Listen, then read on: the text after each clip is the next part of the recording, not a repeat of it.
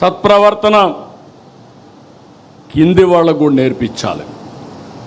We are not only individual leader by virtue of your position. మీకు vulnerability ఎక్కువ ఉంటుంది.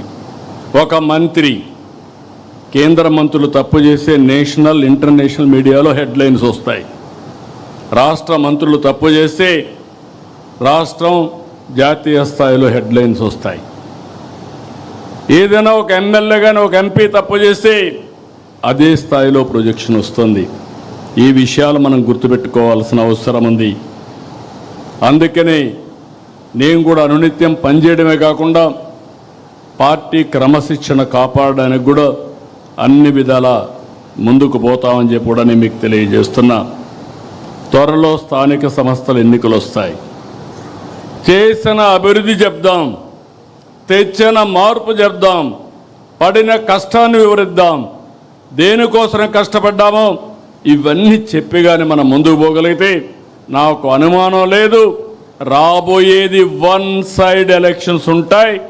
2024 assembly కంటే మెరుగైన ఫలితాలు చూడబోతున్నామని మీ అందరికీ తెలియజేస్తున్నా.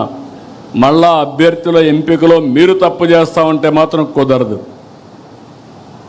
ఏది కూడా ప్రతి ఒక్కటి కూడా నిష్ఠతో చేయాలి, మనసు పెట్టి చేయాలి, భవిష్యత్తు కోసం పనిచేయాల్సిన అవసరం ఉంది. కొంతమంది అనుకుంటున్నాం ఏదో మేము అయిపోయాం, ఎమ్మెల్యే అయిపోయాం, మంత్రులు అయిపోయామని. 2 ఏళ్ళు అయిపోయింది, 3 ఏళ్ళ మళ్ళా ఎలక్షన్స్ వస్తాయి. మీకు అందరికీ గుర్తుపెట్టుకోవాలి. వన్ టైం ఉండాలంటే ఒక ఆలోచన, శాశ్వతంగా ఉండాలంటే ఇంకొక ఆలోచన. శాశ్వతంగా ఉండాలంటే శ్రమపడ్డాలి. ఏమైనా పర్వాలేదు, పార్టీ ఏమైనా పర్లేదు, పార్టీ మీద ఉంటే నేను గెలుస్తానంటే మాత్రం కుదరదు. ఈ విషయం మనందరికీ గుర్తుండాల్సిన అవసరం ఉంది. దయచేసి ఇక్కడ పిలిచింది కూడా ఈరోజు నేను ఎంపీలని పిలిచాను, ఎమ్మెల్యేలని పిలిచాను, నేషనల్ పార్టీ ఎగ్జిక్యూటివ్స్ కానీ కార్యవర్గాన్ని అందరిని పిలిచాం, రాష్ట్ర పార్టీ కార్యవర్గాన్ని పిలిచాం. అందరం కూడా ఈ రోజు నుంచి మనస్పర్ధలు లేకుండా అందరం కూడా ఒక పద్ధతి ప్రకారం పనిచేసే పరిస్థితి రావాలి. అన్నింటికంటే ప్రజాహితమే ధ్యేయంగా మనం పనిచేస్తే ఈ సమస్యలు ఉండవు.